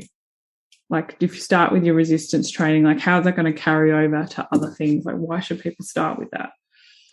I think just to touch on your point about the enjoyability of a program, I always say that, sets, reps, tempo, rest are all important, but enjoyability of a program is probably one of the most overlooked variables. If someone doesn't enjoy what they're doing, or they're not going to stick with it for long enough, then you can have the most technically beautiful written program in the world, and it might not make a difference. But I agree. So you've got to actually enjoy what the hell you do. And people have their gears grounding from different things.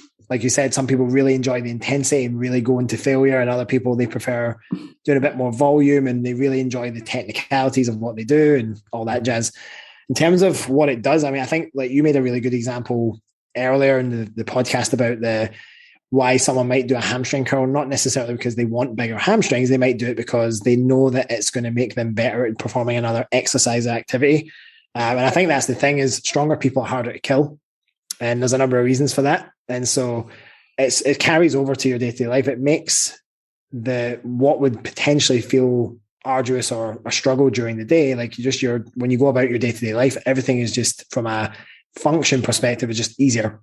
So if you're stronger, you've got more cardiovascular fitness, you get more energy, you can just do more things, and it takes less effort to do it. And I think that's one of the most overlooked parts. You get the people who are really anxious or depressed, or, and they've not maybe got exercise in their life, or they've not got really any form of nutrition in their life. The number one thing that helps a lot of people to do is just live a much better quality of life. So I think that's, for me, beyond anything else, that's the biggest benefit of resistance training, is it just exponentially improves your quality of life. And then beyond that, like you said, there's a difference between, and we talk about this in the course that we do for exercise mechanics, where there's feats of strength, which is kind of like, you look at someone externally and they're like doing something that's a great feat of strength. Like, they've been able to lift this weight, or they've been able to do a 1 rep max X, or they've been able to carry this crazy yoke 50 meters or whatever else. That's what we'd call like a feat of strength. Whereas actual muscular strength is very different, as in the ability of the muscle to actually contract forcefully. And ultimately, you don't really get the ability to do that well unless you learn how to train well. And hypertrophy training helps you build that base. The thing is that having the ability to contract muscle tissues well and accurately carries over to the feats of strength. And it carries over to sports performance and athleticism. Granted, at some point, you're going to have general adaptations, and then you're going to have to train for more specificity. So obviously, by the sounds of it, with what Libby does with some people with the sports performance stuff, there's going to be phases where you're likely going to have to train something a bit more often, a bit more frequently, if you want to get better at it. You need a certain level of specificity to do that. So, for example, this is why powerlifters bloody squat, bench, and deadlift 3 times a week, 3 times a week. They have to repeat that same thing often to get really proficient at it. So it really just depends, like, what do you want out of your training? Like, what do you actually want to have, not just when you're in the gym, but what do you want to have outside of the gym? If it's to feel like you have more energy, is this for your mental health? If it's to be able to go and eventually do an athletic event or play a sport or go and compete in a powerlifting meet, whatever the hell it is, the base will generally be, do you have enough muscle tissue to support your joints, to support you strength-wise, and to support you metabolically. And if you've got those things all checked off, then you're good to go. Yeah, and I think that's like good coach will really help you tap into those whys, right? Because if you don't have a why, a purpose, you won't do it. Like, it's not enough to just want to look better. And like I said earlier, as much as we work in that field, and I've got a lot of clients now that do things like photo shoots. I've had one or two recently step on stage.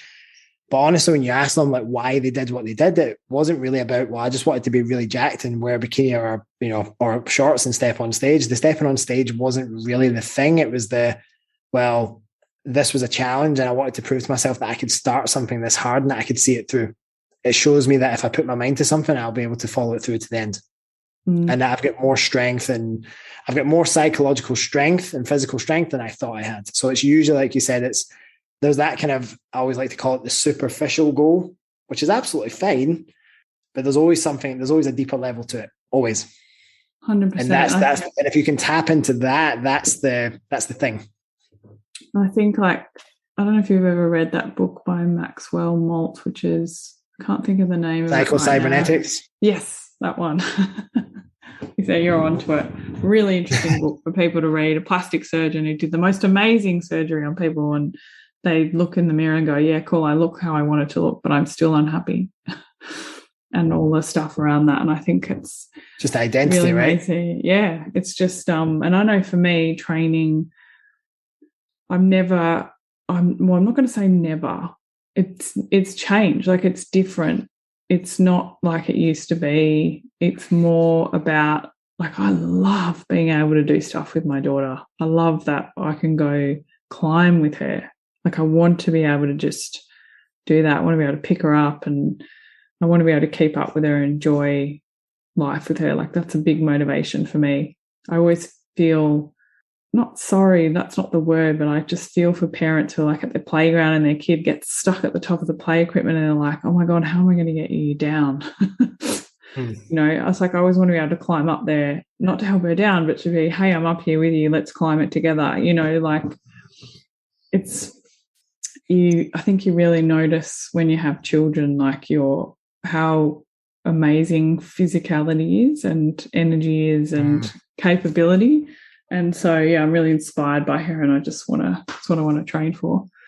So longevity, mobility, capability there for me. So I think it's really important to work out what you want to train for. It's amazing the things you've outlined there. If you actually look at that, like we often talk to clients a lot about the idea of a transformation will be as successful as your ability to reduce all the friction points. So people end up trying to go after something, and if something is, like they say, I want to lose X amount of kilos, or I want to transform my physique. But if your values are not aligned with that particular goal, then like I mentioned, you're going to have these constant friction points because the actions don't align with your values of who you want to become. And the whole idea with that Psycho-Cybernetics book is this idea of that people change their physical appearance, but they hadn't changed their identity about who they were. And so we often tell our clients is, don't wait to get to this goal and then I'll be happy. Start living with the identity of the person you want to become, and you will step into being that person. It's just a matter of time. It's not a matter of if, it's a matter of when. And so, like, your thing about if you had to ask, like, what else is important to you? What are your values? A value for you might be, well, it's a massive important value for me to be a role model to my children. I want them to look at me. I want them to see strength. I want them to see ownership. I want them to see responsibility. And they see all these things. If that's important to you and that's then tied to what you do in the gym and what you do with your nutrition and what you do with your lifestyle, you're unstoppable at that point because it's tied to something that's so importantly intrinsic that's the driver. It's how you look at the end of it is, well, that's a cool byproduct at the end of the day. So yeah, it is. And they reflect back at you everything that you're saying and doing, right? You know, like my daughter came up to me, she said, Mum, I've got to go to bed because while I'm asleep, I will grow my muscles. It's like, you're too young for this knowledge. You're too young. I know we were standing in front of the mirror the other day and she was like, how beautiful do my curls look? She's got really curly hair like me. I don't have curly hair today, but I never embraced my curls when I was a kid. It was always not the right thing to have curly hair. And she was like, how good are my curls? They're so pretty today. And look at my muscles. She's like, I want to get my muscles bigger so I can do more things. Well, there's the lesson right there. It's not about how she looks. It's I want to get more muscles to do the things. Do all the things. Exactly. Do the things.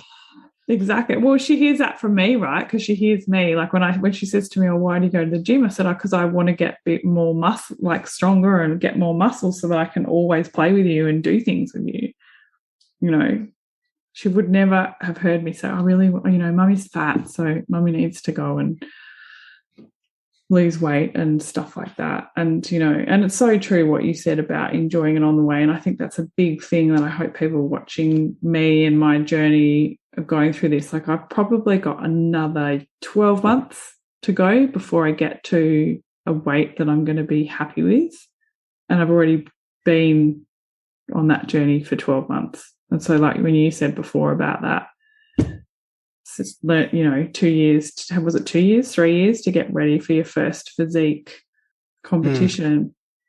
People hear that and they're just like, holy shit, why can't I have it in 12 weeks? And I think, and they say, like you said before, people say you're really disciplined and you're, what did you say? Disciplined and so focused and you've got so much willpower and all that jazz. I don't think it's about that. I think it's actually about attaching so much meaning to it and looking at, like you say, like you have to look every day at what you have and how what you're doing is contributing to what you have, and live as if you already have what you want. So when women tell me that they've got thyroid issues since they had children and they're too tired to play with their children, I'm like, but you don't have to go and climb mountains with your children. You can just draw with your children. Like just be with them and be present and,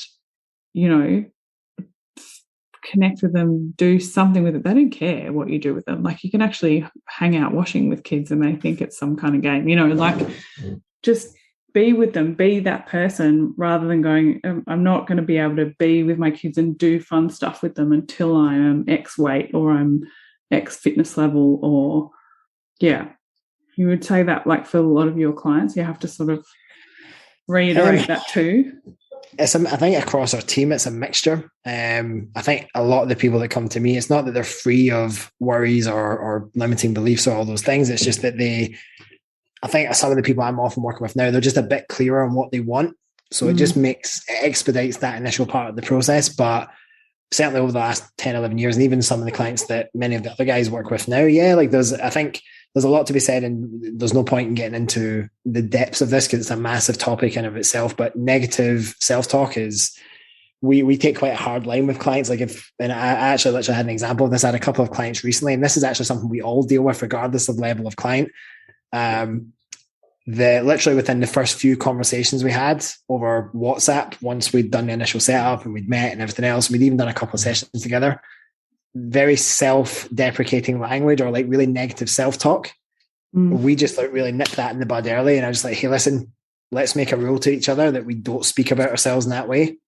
You can be 100% happy and appreciative of the things that your body does and continues to do for you now whilst working towards improvement. It doesn't have to be, I'll only be happy when, because if that's always going to be your mindset, you're never going to be happy. You might get to, because I've seen that even in the physique world, there's people who they get into competing and they do it for the wrong reasons, and they step on stage and they thought that was going to be, well, if I can just do that, that'll solve all my problems and I'll be happy. I'll finally be happy with how I look.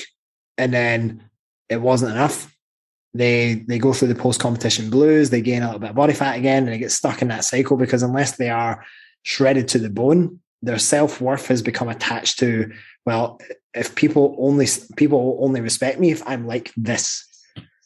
And that's such a backwards way to go about it. Certainly for me, when I competed, the whole thing for me was about one thing. This is something I've never done before. It's a massive challenge. And I wanted to know for myself that I would be able to start that challenge and I'd be able to see it through to the end. The challenge was the chase for me. That was the big thing. I wanted to experience the going to a level that I'd never been to before. So it was about all the things that you learn along the way. So it was never about as long as I get on stage, that's going to make me, I'm going to get all the clients, I'm going to get all the attention. It was none of that. It was just, I'm not doing this for anyone else. I don't care what anyone else thinks. This is for me. I'm doing this because it's something that I've literally never pushed myself to do before. And it'll be really cool to step outside my comfort zone. You asked me 3 years ago if I would ever step on stage, big cheesy smile and doing poses and stuff. I'd be like, get out of here. Because I come from a performance background. The whole idea of aesthetics and being on judgment from a subjective panel of judges, I'd have told you, get the hell out here. No way. But actually, I really enjoyed it, the actual experience on the day. But that comes and goes like that. It's the same with people who do physique transformations. They get the before and after photo. The thing that's more impressive to me is show me the after photo. Show me what they're like now. Because if that person's 6-12 months down the line and they're back at and their after photo looks the same or worse than that before photo, that's not a very good job. And that's not been done for the right reasons. I think that's probably another thing that makes you such a good coach too, is I think it's really hard, and I think maybe why trainers stray away from it is doing the long road. And so when you, like you were talking about before, when you have to reverse diet a client, it's not an easy process. And for someone who's dieted all the time and being really lean and then starts putting body weight on and building up, like I'm sure people, I've got quite a lot of body fat that I need to lose, but to me there's a very strong attachment to build the muscle first and lose the body fat. It's actually slowly going as I'm building the muscle, but you know what I mean? I think a lot of people, a really good coach will help you on those days where you're like, fuck, Ross, I just want to lose weight. Why are you making me eat more food? Or the one I get a lot with the more experienced, and even with some of the female trainers and stuff I work with, is they're just like, but I really want to take it slow. And sometimes the best thing for them is they actually need to push food up a bit quicker, especially if they're reverse dieting, and especially if it's been quite a harsh diet, which, this is the thing that a lot of people, and I'll say this quite comfortably, is that dieting is not always pretty. Even as the best coach with the best intentions, some people, to get that to where they want to get to in a result, you sometimes have to push them quite hard. That's just the unfortunate reality sometimes. Hopefully, if you've done your due diligence, so you mitigate as much of the potential negative effects as possible. But you've pushed them quite hard, and they really need to come up to maintenance as quickly as possible. So you don't want to be spending 8, 9, 10 weeks reverse dieting a female. Most females should be back at maintenance within 2 to 4 weeks. Like, if they've maximum. got high output, maximum. If they're, of course, assuming that they're going to maintain their training and all those sort of things. But many of them are petrified. Like they obviously go through the process, they get lean, and then it's like, oh well, I want to take it really steady, and they think that they're going to be, they're trying to limit how much food's going up, and they're like, well, if we could just take, just the same amount of time to just reverse back. I was like, no, that's not how this works. Like, we need to get you up to maintenance as soon as possible. And so I'll give you one example. I won't mention her name, but she was like, oh, I don't know, is this not moving too quick? I was like, listen, we could be doubling the amount of calories that we've just increased, and we'd still be moving really slow. That's how slowly we're going. And she actually came and said, I really laughed at that, because she was just so petrified of regaining weight that she just was like, and even though we had evidence, even through like anytime I take anyone through like a more aggressive diet, there's going to be times within that we come up to maintenance for a period of time. Like for 5 days, we might do a diet break, we might do refeeds. And even on a 5-day diet break, where literally their calories might be 600-700 above where they were dieting at, it's like up towards maintenance, and they either continue to lose weight or the weight doesn't increase at all. It's like, they just have a realization. It's like, it's not like, don't be scared to eat. You have to remember that when you're dieting, especially when you diet low, you're so far away from your maintenance point that it's really not going to be detrimental for you to bring your food up. But it's amazing. Like, women are literally, I would say this, like a lot of the women I've worked with, it's probably one of the hardest things to do as a coach, especially as a male coach, where they don't think that you understand always where they're coming from. And so you have to be able to do a quite good job of empathizing and being able to rely on past experience and everything else. But it's just, listen, like, I know that this is hard. It's literally goes against all the diet culture stuff that you've been taught all the way through growing up, that you need to be smaller, you need to be eating less, you need to be doing more. And it's just, that's not the way to go. Certainly not for any length of time. It's not a way to live your life. And so getting them comfortable with the idea that actually you can love your body at all the phases of the body composition process, not just that after photo. I think that's one of the most important lessons they can learn. And I absolutely love it when a female client gets into a building phase and they're carrying a little bit more body fat. They're not like where they were at the start, but they're carrying a little bit more body fat, but they've also got quite a bit more muscle. Their shape is completely different. And that's probably a key point to make as well, is if you're a female and you are carrying a little bit more body fat, but you've got more muscle, you carry that so well compared to if you're under muscled. So from a health perspective and an aesthetics perspective, actually putting the priority on building muscle is you can hold for lack of a better term, a leaner look at higher body fats by virtue of actually having more muscle tissue. So I love when they start talking about, I love how thick I look and everything else. And it's just, that's awesome, because they're now like, and that's when I know, like, right, you now appreciate how great your body is when it's not just when it's lean, but when it's at maintenance and when you're in building phase. And so pretty much across the spectrum, they really appreciate their body for what it is and does at those different phases. If we can get there with more women, that would be amazing. Oh, man. Well, yeah, I went for my DEXA scan the other day and I put on 7 kilos of muscle, and I was looking over the shoulder of the guy doing the DEXA scan before he printed it out, and I was like, yes. And he was like, looked over and was like, what? And I look at that muscle mass increase. And he said, it is so refreshing to see a woman say, look at my muscle mass increase. He's like, your fat mass has gone up too, but you're so not freaking out. I said, no, just really want that muscle. I want those gains like everyone else. If we could really, I think personal trainers have a big job to do. Like we've got to change this whole perception in the industry that exercise is just about smashing yourself and eating as little food as possible. And and I have clients who are type 2 diabetics and really struggling with exercise, but still are like, no, but I have to smash myself, I have to get smashed. And me trying to explain their trainer not to smash them, stop smashing them and work more aerobically, is like trying to convince someone that they can walk on hot coals. Like, I need to call Tony Robbins in and get him to but it's it's so important that we do those things. Yeah. So I hope that everyone listening can think, when I'm looking for a trainer, what should I be looking for? The trainer that I'm working with right now, what do I need to ask them for? Do I need to change personal trainer? And more importantly, if you want to work with Ross, how do people get in touch with you? Because I highly recommend him, everybody. And, especially if you're, there's a few people that I recommend if you're in the pro-metabolic space and you're wanting to put on muscle mass with someone who's going to respect that you need to reverse diet, you need to eat more food first before you go into deficits and things like that, and knows enough about nutrition to help you with that as well. I highly recommend Ross. Ross, what's your Instagram handle, website? Tell me about you. Tell me what your services are. Tell me about your podcast too. Yeah, the podcast has been a bit on the shelf for the last kind of 3-4 months. We've had other things we've been working on in the business, which we're excited about, but those have kind of taken priority for the moment. So the podcast, I'm literally going to start recording next week again. So we'll chat about that. We'll chat about that.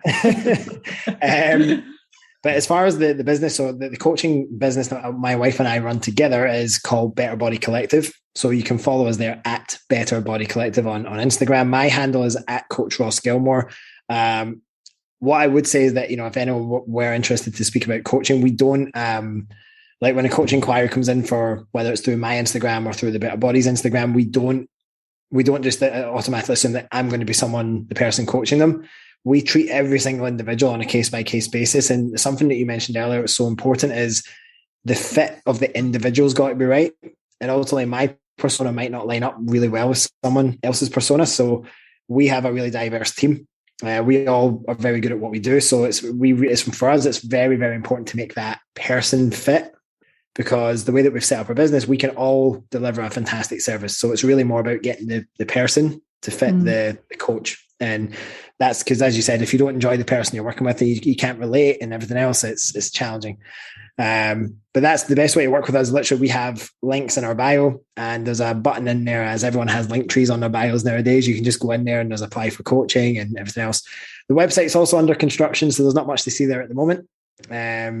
I think most people are kind of consuming Instagram content nowadays, anyway, I would say.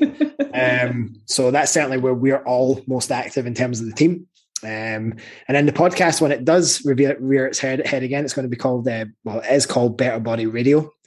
And our plan, generally speaking, with that is that we have our own episodes that we do as a team. And then we have wonderful guests like Layla, when she eventually comes on, that we speak to about that are specialists in their area. Because the way we see it is, the clue's in the name, collective. The Better Body Collective was created as exactly that, to build a collective of humans who want to learn and grow and become better versions of themselves. And part of that is through the way we coach, and part of that's through education and speaking to other thought leaders in their fields to help provide not only our audience, but just the wider audience in general with good knowledge from good humans. Well, I love what you do. I think I've said that enough on this show. But I'm really grateful that I got to work with you on a client together. I hope we get to do more clients together, because that was really, I wouldn't say it was easy, because I still had to problem solve, but the process was easy. The communication was easy. It was easier to get the result for the client than usual. And I'm really enjoying watching what you're doing on Instagram and listening to your podcast. I've listened to a few of the older episodes, and so everyone check out Ross, and thanks so much for coming on the show. You're most welcome, and thanks for having me. You're so welcome. I'm Layla Lutz, and you've been listening to The Body Never Lies. If you haven't yet, please go to your favourite podcast app and subscribe, rate and review this podcast. All the resources and references from this episode are waiting for you on my website, leelalutz.com. Just click on podcast and look for this episode. Now join me next week for another episode of The Body Never Lies. Thank you so much for listening.